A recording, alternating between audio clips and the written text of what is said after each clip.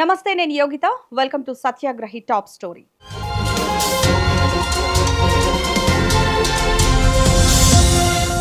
రాజకీయాల్లో శాశ్వత శత్రువులు ఉండరు, శాశ్వత మిత్రులు ఉండరు. ఈ మాట ఇప్పుడు ఆంధ్రప్రదేశ్ రాజకీయాల్లో, ముఖ్యంగా ఒంగోలు పార్లమెంటు పరిధిలో హాట్ టాపిక్గా మారింది. మొన్నటి వరకు ఉప్పు నిప్పులా ఉన్న నేతలు ఇప్పుడు చిరునవ్వులతో పలకరించుకోవడం చూస్తుంటే అసలు ఏం జరుగుతోంది? ఒంగోలు ఎంపీ మాగుంట శ్రీనివాసులు రెడ్డి మనసు మారుతోందా, లేక రాబోయే ఎన్నికల కోసం మాగుంట ఫ్యామిలీ రూటు మారుస్తోందా? చెన్నై వేదికగా జరిగిన ఆ ఒక్క భేటీ ఇప్పుడు తెలుగు తమ్ముళ్ల గుండెల్లో రైళ్లు పరిగెత్తిస్తోంది. అసలు ఆ రాత్రి ఏం జరిగింది? చంద్రబాబు రియాక్షన్ ఏంటి? పూర్తి వివరాలు ఈ వీడియోలో చూద్దాం.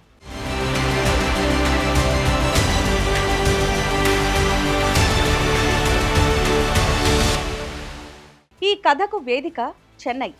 వైఎస్ జగన్ సోదరుడు సునీల్ రెడ్డి కుమారుడి వివాహ వేడుక. రాజకీయాలకు అతీతంగా అందరూ హాజరయ్యారు. కానీ అందరి కళ్ళు మాత్రం ఒకే చోట ఆగిపోయాయి. అది TDP MP Magunta Srinivasulu Reddy YS Jagan ఎదురుపడటం.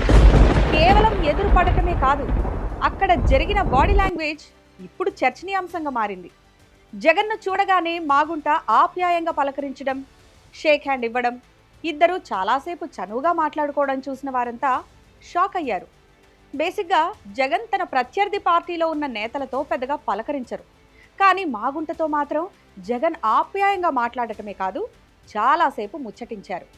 ఇది కేవలం మర్యాదపూర్వక భేటీయేనా, లేక వెనకేదైనా రాజకీయం ఉందా అన్న సందేహాలు మొదలయ్యాయి. మాగుంట శ్రీనివాసులు రెడ్డి అంటేనే ఒక బ్రాండ్.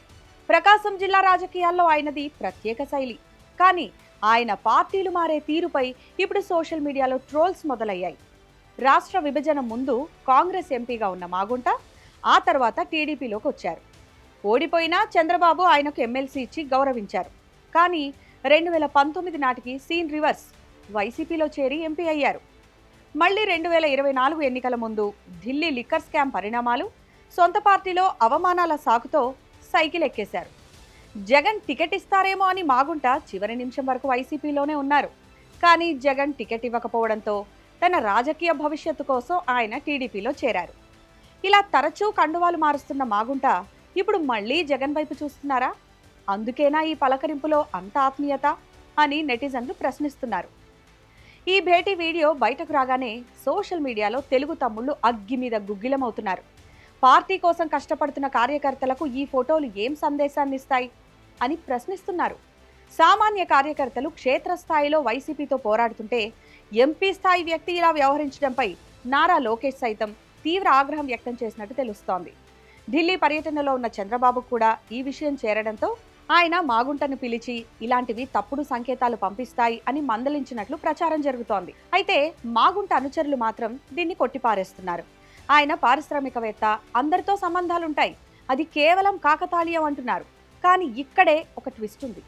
మాగుంట ఇప్పటికే నేను వచ్చే ఎన్నికల్లో పోటీ చేయను, నా కుమారుడు రాఘవరెడ్డి పోటీ చేస్తారు అని ప్రకటించారు. మరి కొడుకు రాజకీయ భవిష్యత్తు కోసం వైసీపీతో తలుపులు తెరిచి ఉంచేందుకే ఈ షేక్ హ్యాండ్ రాజకీయం చేస్తున్నారా అన్నది ఇప్పుడు $1 మిలియన్ ప్రశ్న.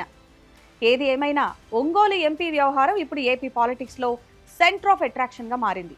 ఇది కేవలం పలకరింపేనా, లేక పార్టీ మార్పుకు నాందిగా నిలుస్తుందా? కాలమే సమాధానం చెప్పాలి.